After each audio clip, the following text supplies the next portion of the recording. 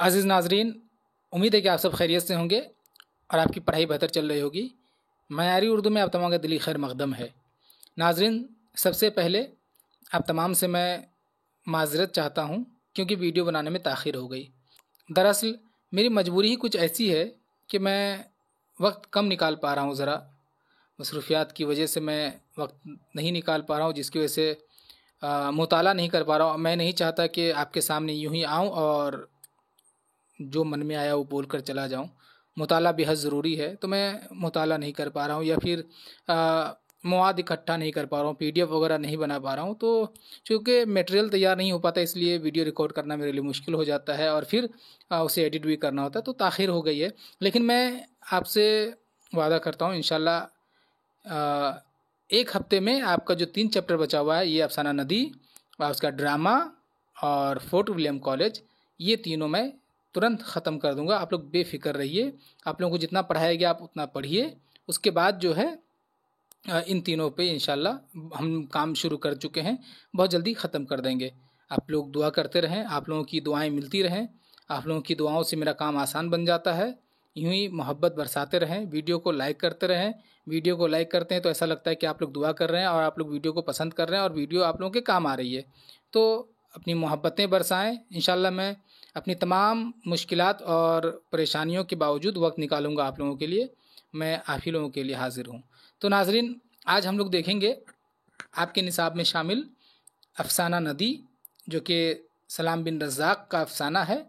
इसकी क़ीरत और इसे हम लोग समझने की कोशिश करेंगे, ठीक है।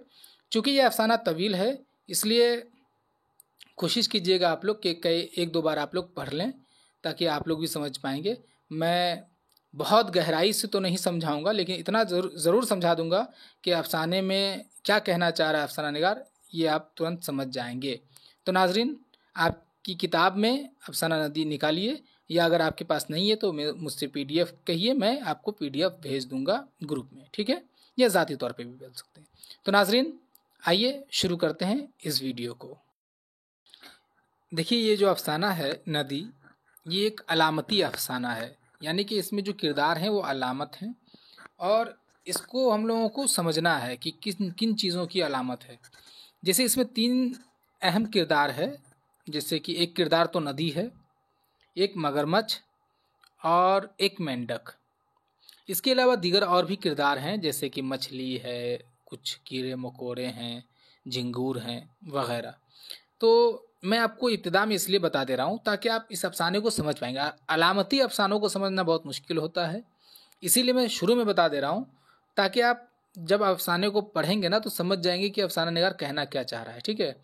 तो नदी को जो है ना, इंसानी ज़िंदगी यानी कि शुरू से लेके आज तक, ठीक है, अब जहाँ आप बैठे हैं और ये इस इस कायनात की तख्लीक जब से हुई और अब तक ये जो इंसानी ज़िंदगी का सिलसिला चला है, ये ज़िंदगी जो है वो नदी की, ये नदी की अलामत है ज़िंदगी, ठीक है।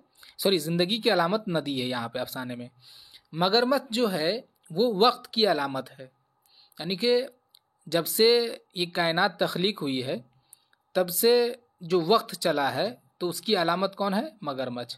और मेंढक जो हैं वो आज के जो तकसीम करने वाले हुक्मरान हैं, जो ऐसे लोग हैं, जो तबका हैं, जो फ़िरक़े हैं, जो इंसानी ज़िंदगी को, इंसानी समाज को मुख्तलिफ़ हिस्सों में तकसीम कर दिए हैं, वो उसकी अलामत है मेंढक।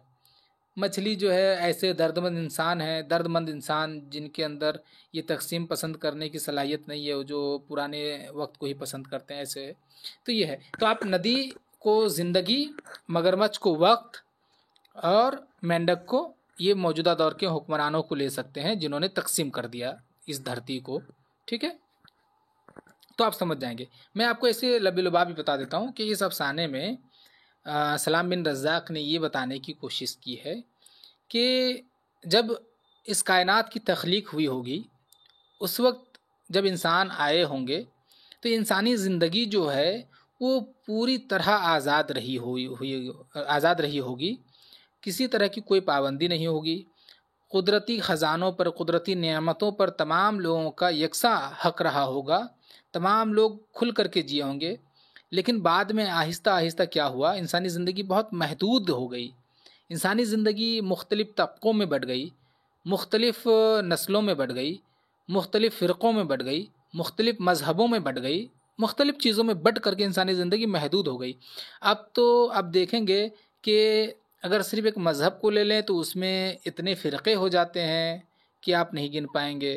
फ़िरक़े, फिर क्या क्या क्या, ज़ात, नस्ल, रंग, रूप, ज़बान, हर एतबार से लोग एक दूसरे को तक़सीम कर दिए, तो ज़िंदगी महदूद हो गई है।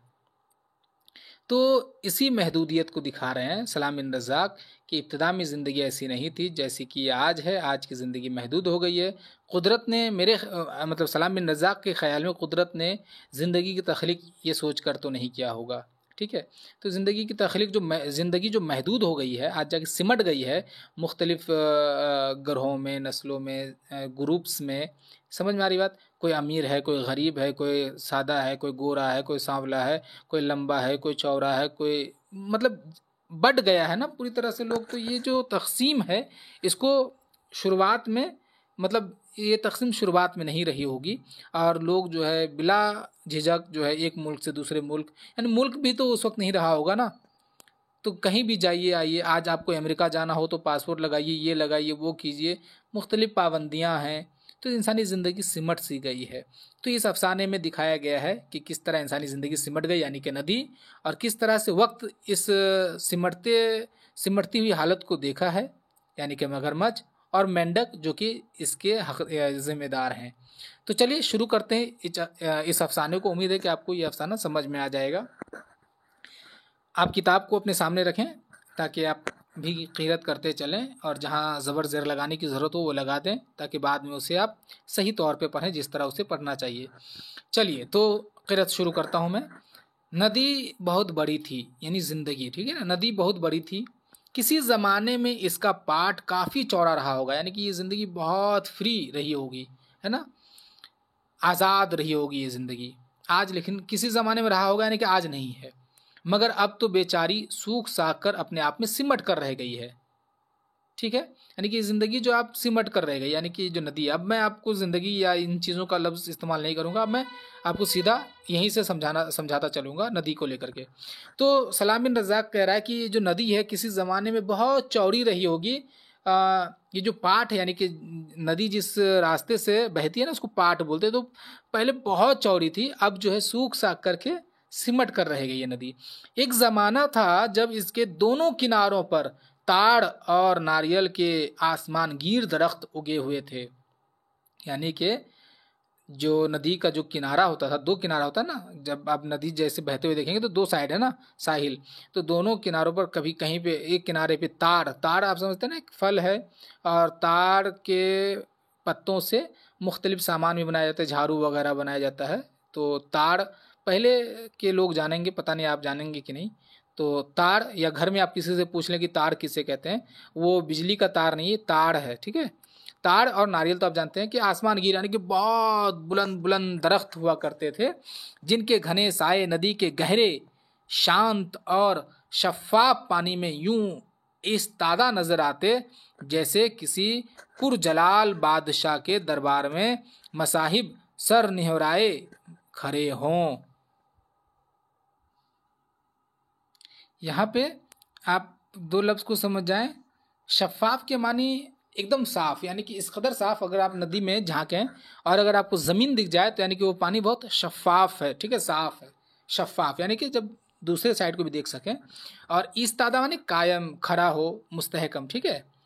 तो ये जो दरख्त हैं इस तरह से मतलब बुलंदगीर, यानी कि बहुत बुलंद, बहुत ऊंचा दरख्त हुआ करता था, जिसके साए इस तरह मालूम होते थे, जिस तरह से यूँ समझिए कि बादशाह के सामने आप किस तरह एकदम खड़े हो जाते हैं तन करके, उसी तरह से ये दरख्त भी खड़े होते थे, हुआ करते थे। मगर अब दरख्तों की सारी शादाबी लुट चुकी थी और उनके टुंड मुंड खुश्क सूरत तने किसी कहत ज़दा इलाके के भूखे कंगाल लोगों की तरह बेरौनक और नादार लग रहे थे। यानी कि जो इसके तने थे, यानी कि जो दरख्त का जो हिस्सा सब है वो अब इस तरह हो गया, किसी ज़माने में शादाब था, यानी कि हरा भरा था, मजबूत था, ताज़ा मालूम होता था। लेकिन अब जो है ऐसा लग रहा है कि कहीं पे जहाँ पे कहत पड़ गया हो वहाँ पे आप दरख्तों को देखें किस तरह से सूख जाता है, एकदम कंगाल मालूम होता है, बेकार बेरौनक। तो उस तरह मालूम हो रहा है, यानी कि इंसानी ज़िंदगी में जो भी चीज़ें थी वो किस तरह से खुश्क होती आ रही है, किस तरह से सिमटती आ रही है। नदी बहुत बड़ी थी और उसका पाट अब भी अपनी गुजरी हुई अजमत और उसत की गमाजी करता नजर आता है। यानी कि आज भी अगर आप नदी की पाट को देखेंगे तो गुजरे हुए ज़माने में वो नदी कैसी थी, आज आज भी उसकी पाट को देख करके आपको एहसास होगा कि इसकी क्या अजमत रही होगी। आज तो इसकी अजमत नहीं, क्योंकि सूख गई है, पाट जो है सिमट कर रही है। लेकिन किसी ज़माने में इसकी पाट बहुत ही शान व शौकत और अजमत रखती थी, मगर अब इस तरह खुश्क हो गई थी कि जगह जगह छोटे छोटे बेढंगे टापू उभर आए थे। यानी कि जब नदी आप देखेंगे खुश्क हो जाए तो उसमें छोटे छोटे वो टापू नुमा, यानी कि टापू तो खैर समंदर में, नदी में देखेंगे कुछ खुश्क इलाके आ जाते हैं, उसको टापू बोले हैं यहाँ पे। तो आप देखे होंगे थंबनेल में भी वो कुछ टापू जैसा बनाया गया है, तो उसे ही तो यानी कि सूखने के बाद कहीं कहीं पे थोड़ा थोड़ा गदला पानी है और कहीं कहीं पे खुश्क इलाका बन गया है। अब उन टापुओं पर कहीं कहीं खुदरू घास और जंगली झाड़ियाँ भी उग आई थीं। खुदरू कहते हैं कि जो खुद से उठ करके आ जाए, यानी कि आप देखेंगे बहुत से जंगलों को या दरख्तों को पौधों को जो कि खुद ब खुद उगाता है, तो उसको खुदरू कहते हैं। झाड़ियाँ उगाई थी नदी में, आप जाहिर से जब सूखने लगती है नदी तो उसमें झाड़ियाँ उग जाती है, पौधे उग जाते हैं, जिनमें हज़ारों लाखों टिड्डे कीड़े हैं। कीड़े की एक किस्म टिड्डे और झिंगूर शब रोज़ फुदकते रहते। घास के नीचे कीचड़ में लाखों कीड़े रेंगते, उसके बाद कलबलाते रहते। और जब दोपहर की तपा देने वाली धूप में कम कम गदला बदबूदार पानी तपने लगता तो नदी की मछलियां इस तरह इधर उधर मुंह छुपाती फिरती जैसे किसी पर्दादार घराने की बहू बेटियां भरे बाजार में बेनकाब कर दी गई हों। अब देखिए यहाँ पे क्या है कि चूंकि नदी सूख चुकी है, उसमें टापू बन चुके हैं और उसमें आप देखेंगे कि जंगल झाड़ियाँ उगाई हैं, उसमें टिड्डे हैं, उसमें झिंगूर हैं, और चूंकि पानी कहीं कहीं पे कीचड़ वाला पानी है, गदला पानी है, तो बदबूदार पानी है। ठीक है, अब देखिए यहाँ पे जो नक्शा खींचा गया है अलामती तौर पे क्या है कि ज़िंदगी आज आप देखिए तो आप देखेंगे मुख्तलिफ ममालिक बने हुए हैं और मुख्तलिफ ममालिक के हुक्मरान हैं। ठीक है, जिसको यहाँ पे आप टिड्डा या झिंगूर कह लीजिए, कीड़ा मकोड़ा कह लीजिए, जो इधर से उधर फुदकते रहते हैं। ठीक है, और इसके अलावा लोगों में जो मार काट है, खून रेजी है, इसकी वजह से ये पूरी फ़ज़ा जो है बदबूदार हो गई है, खून आलूद हो गई है। तो यहाँ पे जो मछलियाँ हैं, यानी कि जो दर्दमंद इंसान है, जिनके अंदर दिल है, जो बुराई नहीं देख पा रहे हैं, जो ये महदूद जहनियत, महदूद ज़िंदगी को नहीं देख पा रहे हैं, तो वो इस तरह से अपने आप को कोसते हैं या फिर छुपा लेते हैं, अपने आप को मजबूर बेबस समझते हैं, जिस तरह से किसी इज़्ज़तदार घराने की बहू बेटियों को बेनकाब कर दी गई हो भरे बाजार में। वो किस तरह से ज़िंदगी गुजारेंगे, उसी तरह से ये लोग गुजार रहे हैं ज़िंदगी। मछलियों की तादाद दिन ब दिन कम होती जा रही है, यानी कि अच्छे लोगों की तादाद दिन ब दिन कम होती जा रही थी, और टिड्डे, झिंगूर, कीड़े मकोड़े और मेंढकों की तादाद में इजाफा होता जा रहा था। दोपहर ढले नदी के नीम गर्म गदले पानी से छोटे बड़े बेशुमार मेंढक निकलते और उन टापुओं पर बैठकर टर्राते रहते। यानी कि ये मेंढक अपने अपने टापुओं पर आकर के चिल्लाते रहते। जिस तरह से आप देखेंगे मुख्तलिफ ममालिकों में सर्द जंग हुआ करती हैं, गर्म जंग हुआ करती हैं, तो ये लोग चिल्लाते ही रहते हैं। या फिर आप मुल्क तो मैं बहुत दूर कह रहा हूँ, अब रियासतों में देख लीजिए, घर के बगल में देख लीजिए, बहुत सी बातें हैं, तो टर्राते रहते। हर टापू पर एक बड़े मेंढक का कब्जा था और हर एक के छोटे छोटे सैकड़ों मोतक़िद या हल्का बगोश थे। हल्का बगोश है कि मानने वाले, मोतक़िद माने भी वही है, जो हरदम उसकी टर्राहट की तायद में, टर्राहट यानी कि जो मेंढक की चिल्लाने की आवाज़ है, की तायद में खुद भी टर्राते रहते। यानी कि हर एक टापू पे कोई ना कोई मेंढक कब्जा करके बैठा हुआ है और उसके बाद जो है उसके मानने वाले चमचे चापलूस भी बहुत हैं जो उसकी टर्राहट पे टर्राते रहते हैं, ठीक है। यानी कि धरती को मुख्तलिफ हिस्सों में बांट दिया गया है और हर एक हिस्से में कोई ना कोई हुक्मरान बन गया है। सिंपल सी अलामत यहाँ पे है। अब देखिए टर्राते, अब कहानी का मजा लीजिए कि मैं इस नदी का वारिस हूँ। बड़ा मेंढक, एक मेंढक एक टापू से कहता है कि मैं इस नदी का वारिस हूँ। हाँ, आप इस नदी के वारिस हैं। छोटे मेंढक यानी कि उसका जो मोतक़िद है, चापलूस है, चमचा, वो कहता है हाँ आप इस नदी के वारिस हैं। इस नदी के एक टापू पर मेरा अख्तियार है, यानी कि वो एक का मालिक है। इस नदी के एक एक टापू पर आपका अख्तियार है। तो छोटा क्या कह रहा है कि एक नहीं, एक एक यानी कि हर एक टापू पर आपका अख्तियार है। मैं चाहूँ तो, वो अब ढींग मार रहा है वो कि मैं चाहूँ तो ये कर दूँ। आप देखिए बड़ा मेंढक मुनासिब दावे के लिए आंखें मटका मटका कर इधर उधर देखता और ज़रा से तवक्कुफ के बाद कहता। आप जानते हैं ना कि जो फेंकने वाले लोग होते हैं, डींग मारने वाले लोग होते हैं, वो किस तरह से आंखें मटका मटका के इधर से इधर आंखें चमकाते हैं और बोलते हैं। तो ये उस तरह से आप तस्वुर कीजिए। तो मेंढक इस तरह से बोलता है और क्या कह रहा है देखिए, मैं चाहूँ तो एक जस्त में, यानी कि एक बार में, एक ही झटके में, मैं चाहूँ तो एक जस्त में इस चमकते सूरज को आसमान से नोच कर पाताल में फेंक दूँ, यानी कि एकदम ज़मीन के नीचे फेंक दूँ। इस तरह से मतलब अपने आप को इस तरह दिखा रहे हैं। हमारे यहाँ भी एक नेता है जो बहुत फेंकते हैं। आप नाम ज़रूर बताइए कमेंट में कि कौन बहुत ज़्यादा फेंकते हैं जिसको लपेटना भी मुश्किल हो जाता है। तो एक मेंढक फेंक रहा है कि मैं चाहूँ तो एक जस्त में इस चमकते सूरज को आसमान से नोचकर पाताल में फेंक दूं। आप चाहें तो छोटे मेंढक धूप से अपनी आंखों को मचमचाते हुए हस्बे आदत बड़े मेंढक की तायीद करते कि बड़े मेंढक की खुशनुदी उनकी ज़िंदगी का वाहिद मकसद था। यानी कि जो वो कह रहा है ना कि एक जस्त में मैं सूरज को पाताल में फेंक दूं, तो छोटा मेंढक सब तायीद करा कि बिल्कुल बिल्कुल बिल्कुल जनाब, अगर आप चाहें तो सूरज को आप पाताल में फेंक दें। वो इसलिए ऐसा कर रहे हैं क्योंकि जाहिर सी बात है, जब तक बड़ा मेंढक खुश नहीं रहेगा तो इनकी ज़िंदगी नहीं चलेगी। इनकी ज़िंदगी का वाहिद मकसद यही है कि उनको खुश रखें। उसके बाद देखिए, फिर पास ही के किसी टापू से एक मोटे पेट और पतली टांगों वाला कोई बड़ा मेंढक गंभीर आवाज में, ये आवाम है, आवाज है, आवाज में अपने किसी मोतक़िद से पूछता। एक टापू से तो एक मेंढक वो कह दिया, अब दूसरा मेंढक, उसका नक्शा खींचा गया कि मोटा है, पतली टांग वाला। अब वो क्या कह रहा है देखिए, कौन है ये अहमक? एक तर्रार मेंढक फुदक कर कहता। अब वो पूछ रहा है अपने ही मोतक़िदों से कि कौन ये कह रहा है, कौन अहमक है? तो दूसरा क्या कर रहा है, वही हमारा जलील पड़ोसी है जिसके अजदाद हुजूर के कफश बरदार रह चुके हैं, यानी कि जूता उठाने वाले, कफश बरदार यानी कि जूता उठाने वाले रह चुके हैं। बोल रहे हैं हमारा जलील जो ये है पड़ोसी है जिसके आबा व अजदाद आपके जूते उठाया करते थे, वही इस तरह से बोल रहे कि एक जश्न में सूरज को फेंक देंगे। ओहो, उस नमक हराम से कहो कि सूरज पर कमंद डालने से पहले हमारे कदम चूमे कि खुर्शीद हमारे नक्शे कफ़े पा के सिवा कुछ नहीं। अब ये भी बहुत फेंक रहा है। ये कह रहा है कि वो जो सूरज को पाताल में फेंकने चाह रहा है उसको बोलो कि पहले मेरे कदम चूमे। क्यों? कमंद कहते हैं वो जो आप देखे होंगे ना कि आप फिल्मों में एक रस्सी फेंकते हैं और जाके कहीं अटक जाता है, वो रस्सी के मुंह पे वो एक हुक बना हुआ रहता है, वो कहीं भी अटक जाता है, तो ऐसी रस्सी को कमंद कहते हैं।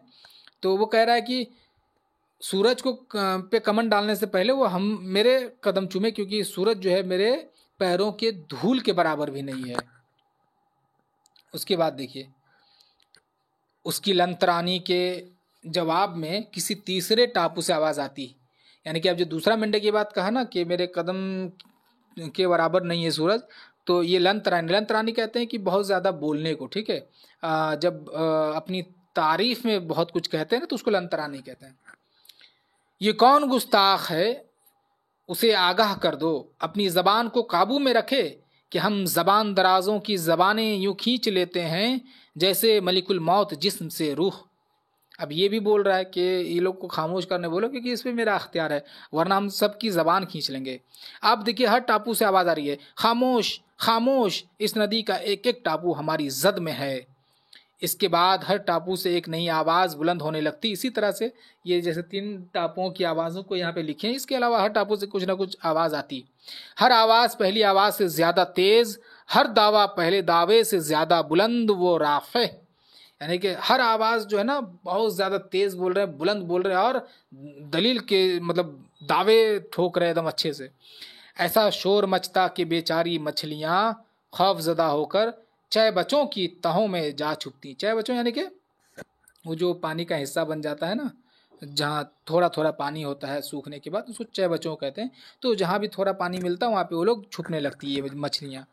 दरख्तों की शाखों पर बैठे परिंद फड़फड़ा कर उड़ते, और जिधर जिसका सेंग समाता यानी कि जिधर जहाँ एडजस्ट हो पाता चला जाता।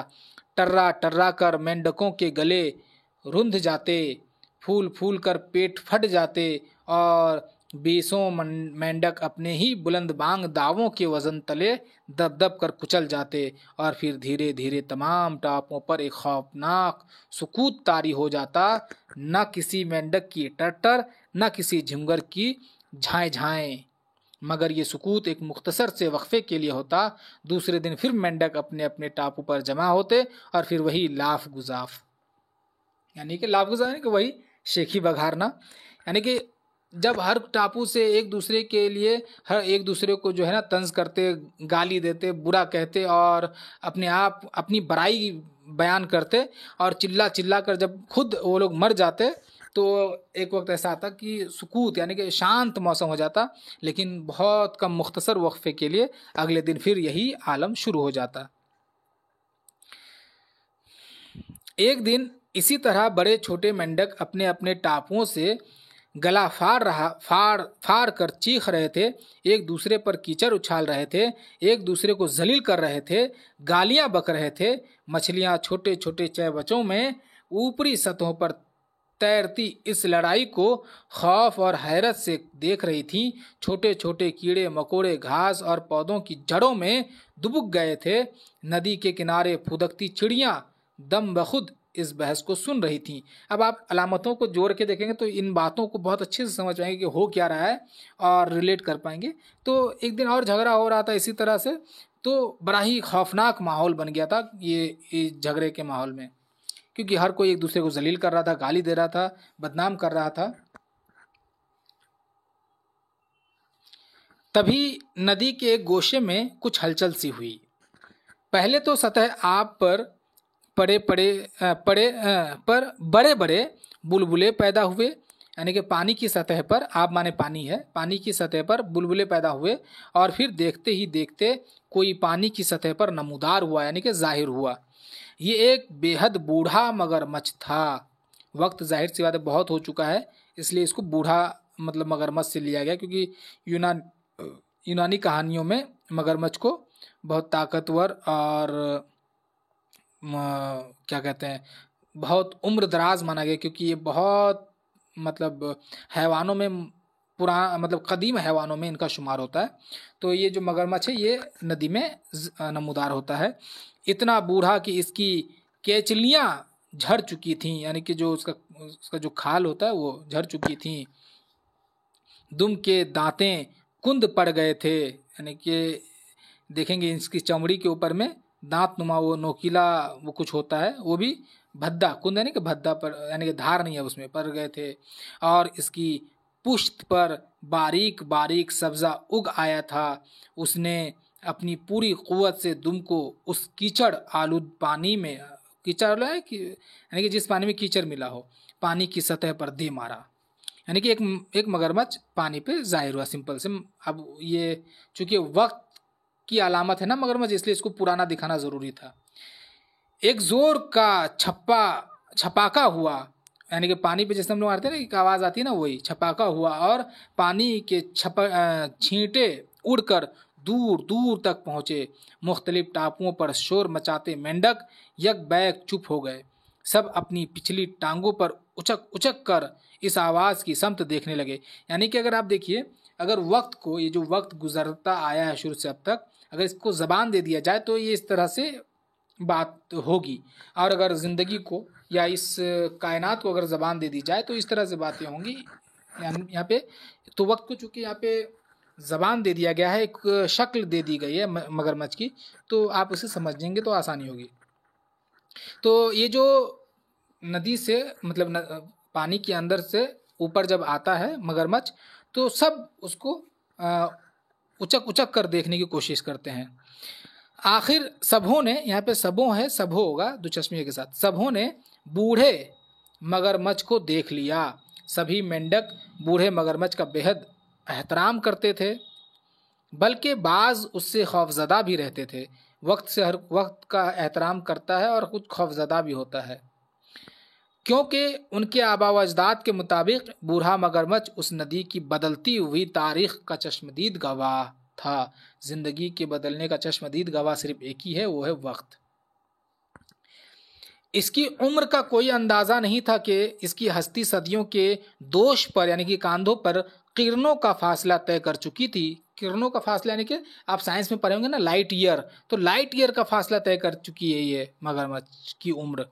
तमाम मेंढकों ने टर्रा टर्रा कर बूढ़े मगरमच्छ की जय जयकार की। बूढ़े मगरमच्छ ने अपनी भारी दुम पटक कर और अपना लंबा चौड़ा जबड़ा खोलकर खुशी का इजहार किया। फिर रेंगता हुआ एक ऊंची चट्टान पर चढ़ गया। चट्टान पर पहुंचकर इस नदी के अतराफ निगाह डाली। अब नदी कहाँ थी? वो तो बस चंद टापुओं और चैबचों का मजमुआ होकर रह गई थी। जगह जगह रेत के खुश्क तोदे उभर आए थे। कहीं कहीं गड्ढों में पानी के बजाय सिर्फ कीचड़ था। नदी के दोनों किनारों पर खुदरू घास जरूर उगी हुई थी, मगर पानी की कमी के कारण घास का रंग भी जर्द पड़ता जा रहा था। नारियल, सुपारी और ताड़ के दरख्त बांस के जंगल की तरह खुश्क और वीरान लग रहे थे।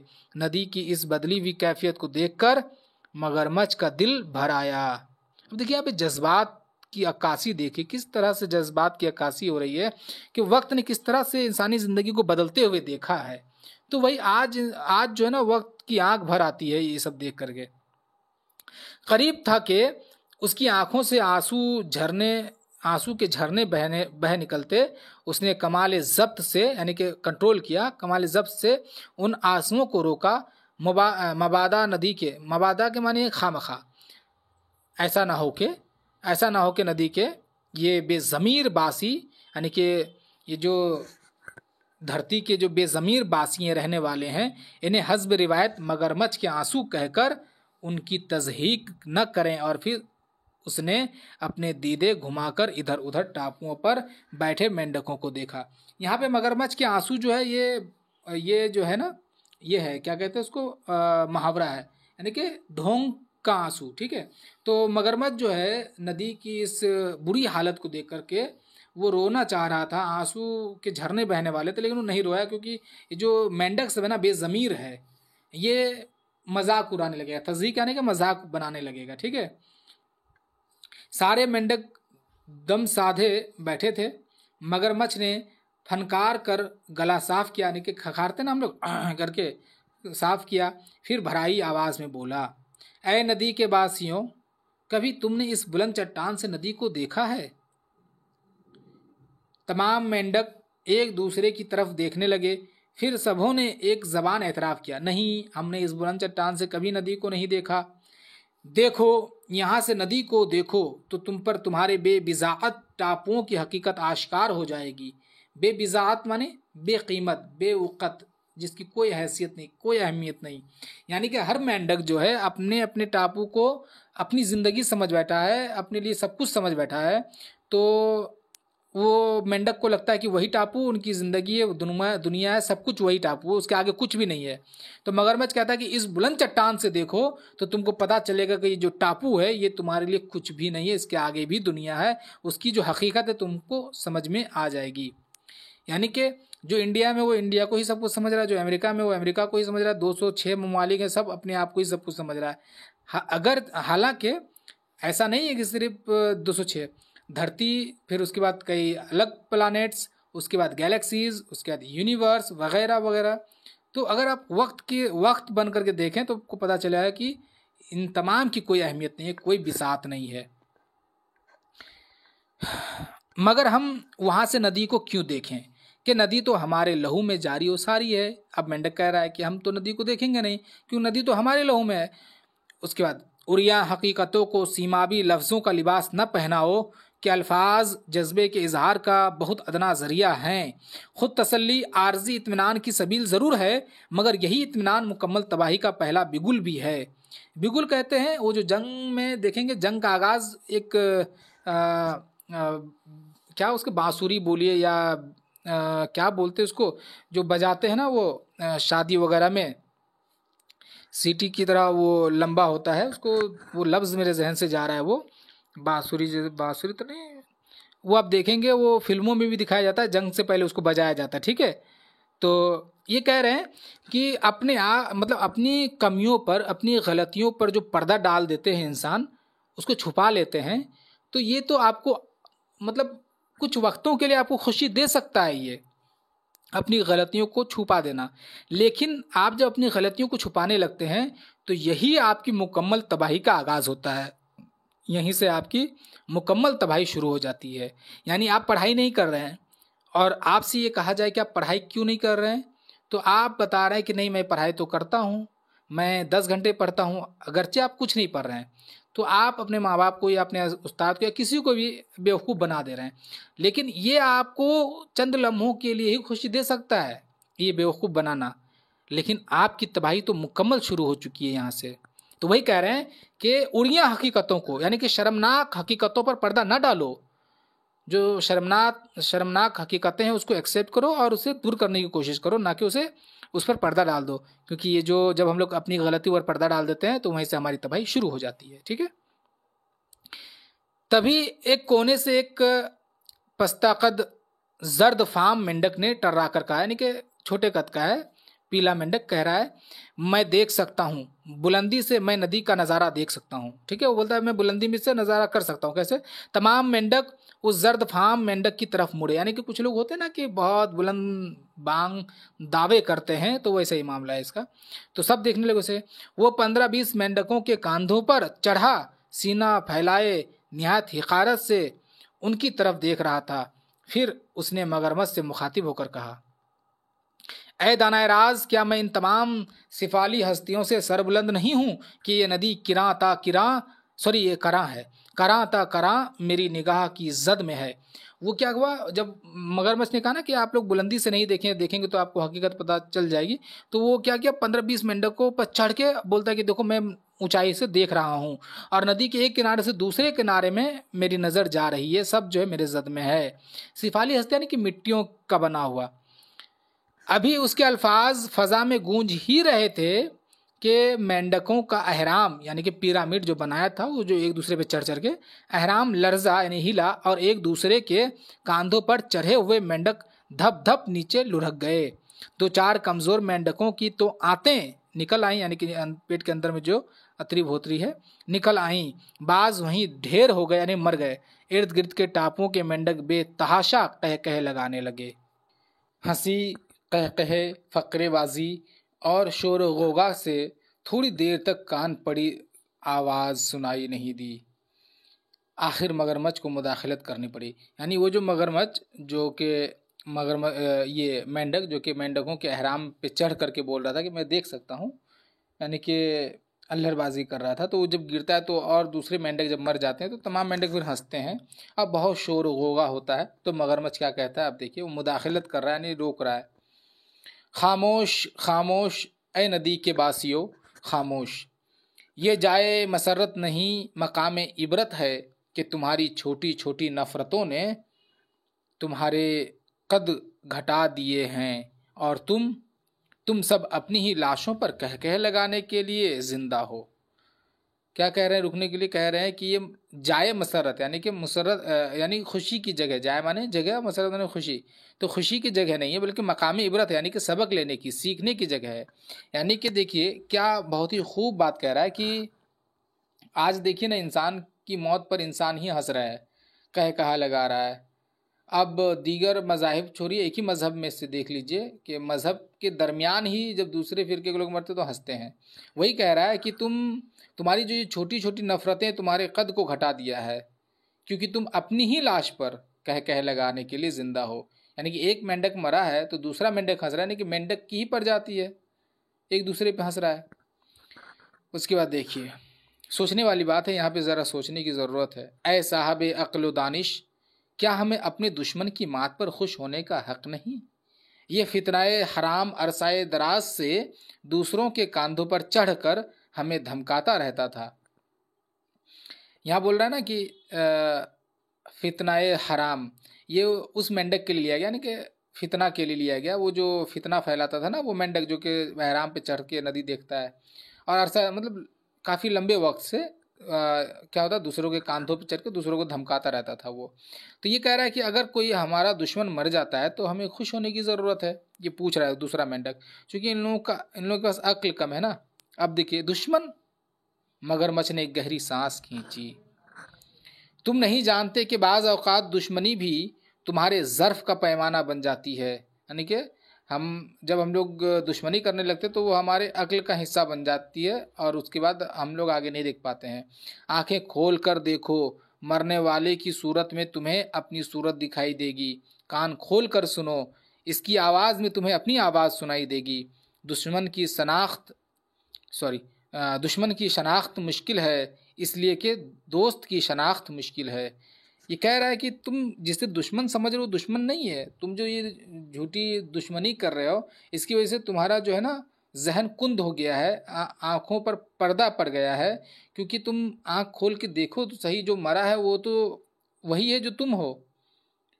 तुम अपने आप को नहीं पहचान पा रहे हो, अपने दोस्तों को नहीं पहचान पा रहे हो, इसलिए तुम दुश्मन को नहीं पहचान पा रहे हो। बात समझ में आ रही है?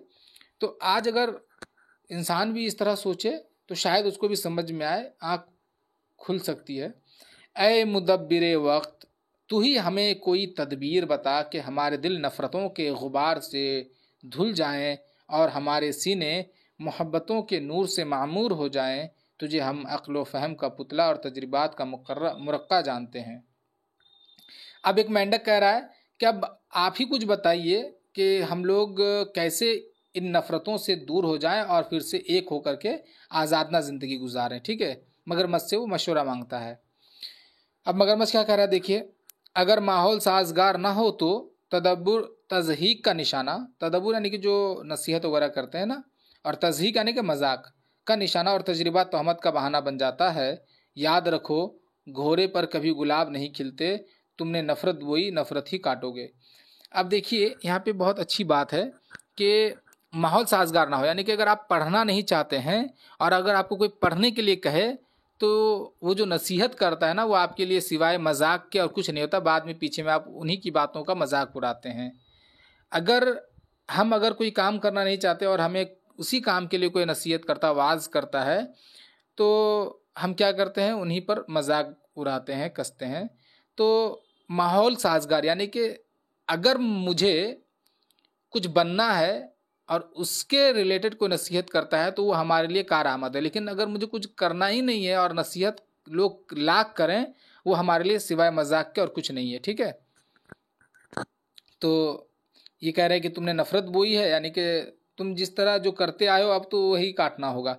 मगर तेरे सिवा कौन हमारी रहनुमाई कर सकता है कि हम बिल इत्तिफाक राय तुझे अपना मुरब्बी समझते हैं।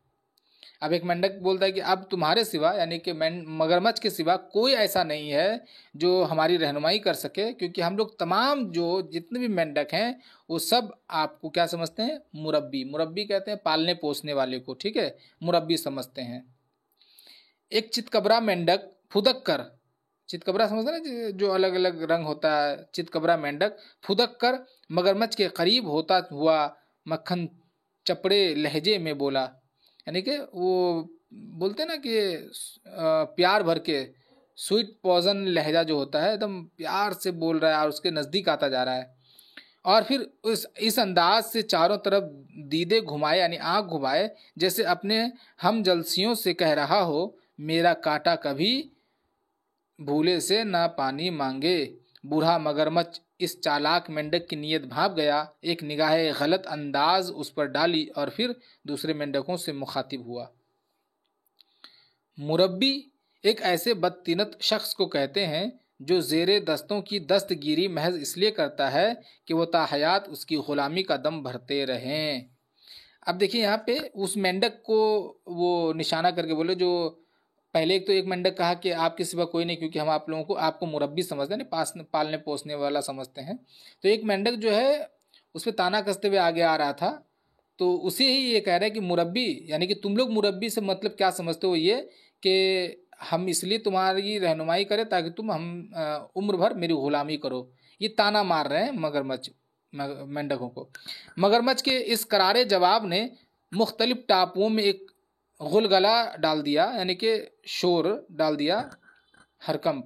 देर तक मेंढक टर्राते और कह कह लगाते रहे और वो चितकबरा मेंढक गुस्से और नदामत से पेचोताब खाने लगा, यानी कि चूंकि उसी चितकबरा मेंढक पर ताना मारा गया था तो वो बहुत ज़्यादा गुस्सा हो गया। जब शोर ज़रा कम हुआ तो चितकबरा मेंढक हवा में कुलाबाजी खाता हुआ चीखा, अना ए ना से ना मेहरबान, तेरी तल्ख नवाई ने मेरी अना को लहूलहान कर दिया है। अब वही मेंढक, चितकबरा मेंढक क्या कह रहा है कि अना, अना समझते ना, एरोगेंस, ईगो को अना कहते हैं उर्दू में। तो कह रहा है कि ए ना से ना मेहरबान, यानी कि मेंढक के लिए लाया गया ना से ना मेहरबान। बोला तेरी तल्ख नवाई, यानी तूने जो तल्ख बात की है ये मेरी अना को लहूलहान कर दिया, यानी कि एरोगेंस को ठेस पहुंचाया है। अपनी अना की हिफाजत मेरी ज़िंदगी का मकसद आला है। मैं तलवार का घाव सह सकता हूँ, अपनी अना पर ज़र्ब नहीं सह सकता। यानी कि मेंढक कह रहा है कि आप मुझे तलवार से वार कीजिए, मार दीजिए, लेकिन अना पे कोई बात मैं बर्दाश्त नहीं कर पाऊंगा। अना, मगरमच्छ ने इस छोटे से मेंढक की तरफ गौर से देखते हुए हिकारत से कहा, चींटी अपने मुंह में शक्कर का दाना लिए चलती है तो अपनी दानिश्त में 7 पहाड़ों का बोझ उस पर लदा होता है। तुम अपनी 1.5 इंच की अनानियत को आखिर इस कदर अहमियत क्यों देते हो जो पानी के एक रेले से बह जाती है, हवा के एक मामूली झोंके से उड़ जाती है। जब तक तुम्हारी अनानियत तुम्हारे वजूद का हिस्सा नहीं बनती, वो छिपकली की कटी दुम की मानिंद बेहकीकत और हकीर है।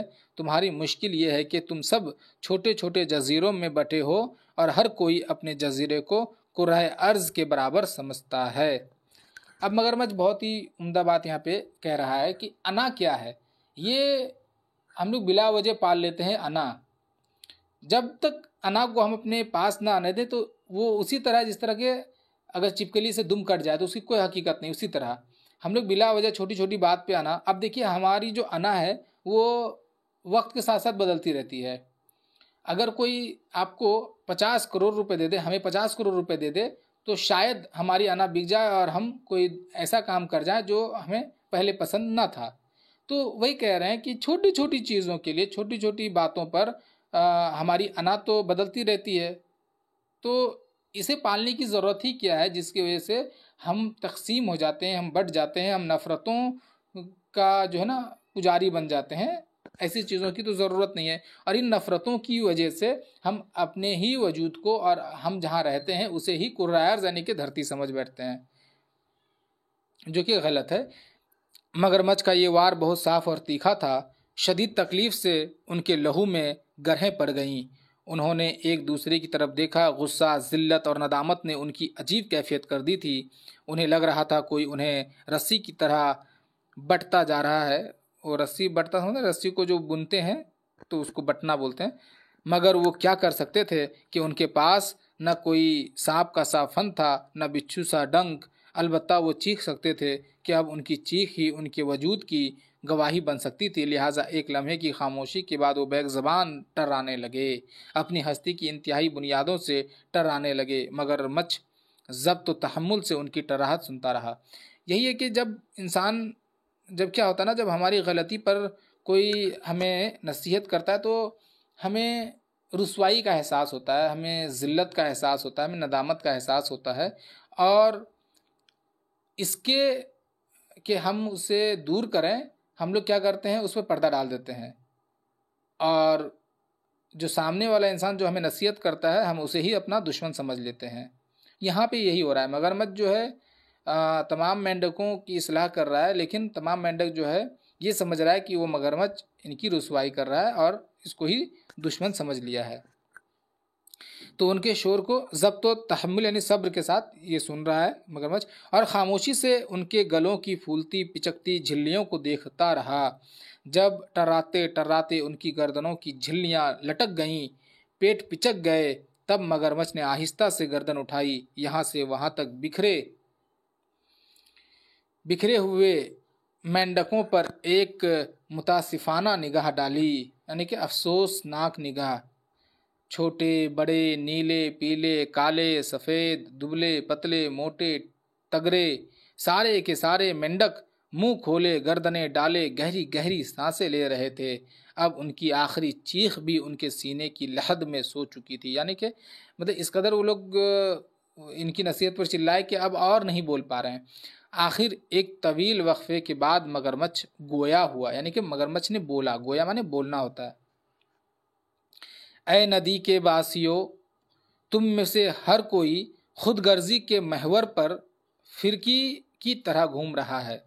कह रहा है कि नदी के जितने बासी, यानी कि जितने भी मेंढक हैं, वो सब क्या है, खुदगरज इंसान बने हुए हैं। खुदगरज मतलब हर मेंढक की जो जिंदगी है उसका महवर क्या है, वो खुदगर्जी है। महवर समझिए, महवर किसे कहते हैं? जैसे आप लट्टू नचाते हैं ना, लट्टू को जब फेंकते हैं जमीन पे, तो वो जो कील है जिस पे लट्टू नाचता है उसे महवर समझिए, और लट्टू को पूरी जिंदगी। तो वही कह रहा है कि फिरकी की तरह, यानी कि वही लट्टू की तरह जो है घूम रहा है हर मेंढक। और बुनियाद क्या है? खुदगर्जी। आज भी देख लीजिए, आज हर इंसान आपको खुदगर्ज दिखेगा। मुमकिन है कि कोई एक दिख जाए, क्योंकि इसमें अफसाने में भी कहा है ना कि मछलियां कम होती जा रही हैं, क्योंकि दर्दमंद इंसान जो अच्छे इंसान है वो कम होते जा रहे हैं। तो खुदगर्ज इंसान जो है, तो ये खुदगर्जी, ये अनानियत जो है, ये अना जो है हमारे लिए नुकसानदेह है। बहरहाल मेंढक पे इशारा है। क्या कहता है कि हर कोई खुदगर्जी के महवर पर फिरकी की तरह घूम रहा है। तुम्हारी नज़रों में सारे रंग यूं गडमड हो गए हैं कि अब रंगों की तमीज़ मुमकिन नहीं। लिहाजा अब मेरे पास तुम सब के लिए एक शफ़ाक दुआ के सिवा कुछ नहीं है। मैं दुआ मांगता हूँ। दुआ के अख्तिताम पर बाआवाज़ बुलंद आमीन कहना यही तुम्हारी नजात का आखिरी हीला है, यानी बहाना है। क्या कह रहा है कि अब तुम सब चूंकि खुदगरज बन चुके हो, अना के शिकार हो, इस वजह से तुम्हारी नजात बहुत मुश्किल है। मैं कुछ नहीं कर सकता सिवाय एक दुआ के। तो मैं दुआ मांगता हूँ तुम्हारी नजात के लिए। तुम सब जो है दुआ के आखिर में आमीन कहना, ठीक है? अब ये दुआ मांगेंगे। मेंढकों ने मगरमच्छ की बात का कोई जवाब नहीं दिया, बस अपने किरची किरची वजूद के साथ टुकुर टुकुर उसे घूरते रहे। अब उजाले के पर सिमटने लगे थे, यानी कि शाम होने वाली थी। सूरज एक केकर की दो शाखें में फंसा फरफरा रहा था, यानी सूरज शाम के वक्त में डूबने लगता है, वही फरफरा रहा था। उसके खून की लाली कतरा कतरा नदी के चह बचों में सोना घोल रही थी। फजा में एक अजब सी दिल को महसूस देने वाली उदासी बस गई थी। तभी मगरमच्छ ने आसमान की तरफ मुंह उठाया, आंखें बंद कर लीं और दुआ मांगने लगा। यानी कि मगरमच्छ ने जो कहा कि मैं दुआ मांगता हूँ, हर कोई आमीन कहना यही नजात है, तो किसी ने जवाब नहीं दिया, खामोशी तारी है। क्योंकि देखिए, इंसान जब बुराई में मुलविस होता है और उसकी बुराई को कोई वाजे करता है, जाहिर करता है, तो इंसान चिढ़ जाता है। इसके कि वो दूर करे उसे, वो चिढ़ जाता है। तो तमाम मेंढक यहाँ पे चिढ़ गया है, गुस्से में है। ऐ बहरोबर के मालिक, ऐ खुश्की को तरी और तरी को खुश्की में बदलने वाले, खुश्की यानी सूखा को भीगा, भीगा को सूखा करने वाले। ज़माना बीत गया, ये नदी सूखती जा रही है, और हम के जिन्हें एक ही नदी के बासी कहलाना था, अलग अलग टापुओं में बट गए हैं। ऐ कतरे से दरिया बहाने वाले और नदियों को समंदर से मिलाने वाले हमारे रब, हमारी इस सूखी नदी में किसी सूरत बाढ़ का सामान पैदा कर, ताकि हम जो इन छोटे छोटे टापुओं में तकसीम हो गए हैं, फिर उसी नदी में घुल मिल जाएं और इसके वसी दामन में जज्ब होकर इसी का एक हिस्सा बन जाएं। सैलाब, सिर्फ एक तुंदो तेज सैलाब। मगरमच्छ दुआ ख़त्म करके थोड़ी देर तक आंखें मूंदे मेंढकों के आमीन कहने का मुंतज़िर रहा, मगर जब काफ़ी देर गुजर जाने के बाद भी कहीं से आमीन की सदा नहीं आई, तब उसने आंखें खोल दीं। इर्द गिर्द के टापू खाली पड़े थे। तमाम मेंढक नदी के कम कम गदले और बदबूदार पानी में डुबकियां लगा चुके थे। आखिरी का जो वज़नदार जुमला है ना, कि दुआ तो मांगा कि हम वैसी ही ज़िंदगी चाहते जिस तरह कुदरत ने तख्लीक की, हम वही आज़ादना ज़िंदगी गुजारना चाहते हैं, वैसे ही बना दिया जाए जो दुआ में उन्होंने कहा, लेकिन तमाम मेंढक जो है फिर से वही बदबूदार पानी में डुबकी लगा चुके थे। कोई आमीन नहीं कहा, क्योंकि आज देख लीजिए आप, हर जगह देखेंगे तो बुराई है, तो इंसानी ज़िंदगी या ये धरती क्यों कर जो है खुशी से मामूर हो सकती है। तो आज इस बुराई की, जब कोई बुराई को दूर करने के लिए कोई पैदा होता है, दुआ मांगता है या कोई इस्लाह करता है, तो जो मुलव्विस इंसान हैं वो इससे दूर भागते हैं, कभी उसको दूर करना नहीं चाहते हैं। तो ये अलामती अफसाना निहायत ही मुतासिर कुन अफसाना है। इसे आप किसी भी पहलू से ले सकते हैं। नदी को धरती समझ सकते हैं, नदी को ज़िंदगी समझ सकते हैं, नदी को किसी एक मज़हब को ले लीजिए, मज़हब इस्लाम को भी ले सकते हैं, इसमें भी कोई ये नहीं कबाहत नहीं है। और इस तरह से मगरमच्छ को वक्त और मेंढकों को, जो कि इसमें ख़राब लोग आ जाते हैं, उन चीज़ों को, अनासिर को ले सकते हैं। तो ये अफसाना मुख्तलिफ़ ज़ावियों से खुलता है और अलग अलग मफ़हूम हमारे सामने उभर कर आता है।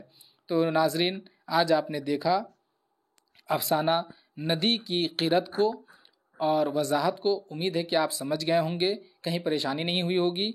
जब मैं इसके हवाले से अगली वीडियो में MCQs दूंगा तो उसमें अंडरलाइन भी करके बता दूंगा कि कहाँ कहाँ आपको अंडरलाइन करना है, किन किन जुमलों को आपको अंडरलाइन करके रखना है कि इम्तिहान में पूछा जा सकता है। उम्मीद है आप इससे फैज़याब होंगे। नाजरीन, चैनल पर नए हैं तो चैनल को सब्सक्राइब कर दीजिए, अपनी दुआओं से नवाजते रहिए, मोहब्बतें दिखाते रहिए, लाइक कीजिए, शेयर कीजिए, दोस्तों अहबाब को बताइए ताकि वो भी हमसे जुड़ जाएं। और सब्र रखिए, सब्र जिस तरह मगरमच्छ ने सब्र रखा उसी तरह सब्र रखिए। इंशाल्लाह आपके निसाब को जल्द ख़त्म कर दिया जाएगा। अब इजाज़त दीजिए, अल्लाह हाफिज़।